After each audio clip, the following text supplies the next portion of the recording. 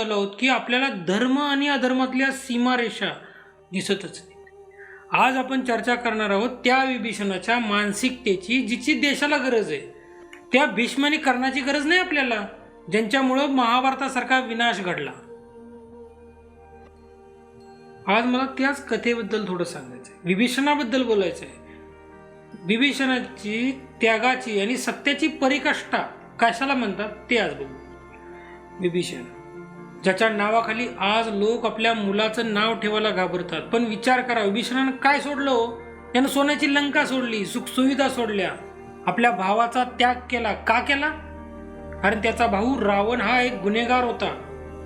रावण असेल कितीही मोठा पंडित, कितीही मोठा शिवभक्त, पण त्यानं स्त्रियांच्यावरती अत्याचार करण्याचे सोडले का? अजिबात नाही. स्त्रियांचे हरण करणं सोडलं का? अजिबात नाही.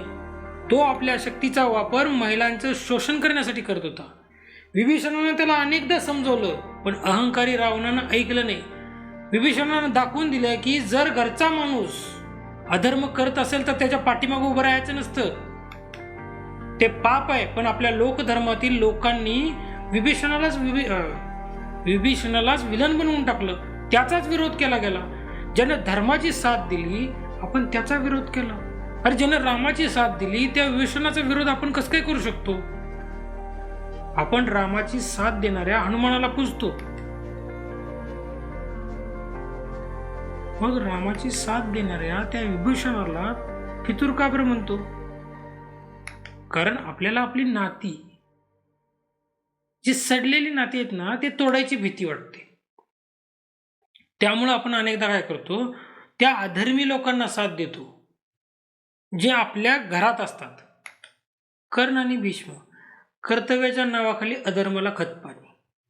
दुसरीकडे बघा, कर्ण, आपण त्याला महान दानशूर म्हणतो, मैत्री असावी तर कर्णासारखी असं म्हणतो. पण कर्ण कोणासाठी लढला? दुर्योधनासाठी. ज्यानं भर सभेत एका स्त्रीचा अपमान केला, ज्यानं आपल्या भावांचे हक्क हिरावून घेतले. कर्णाला नाही म्हणता येत होतं, पण त्यानं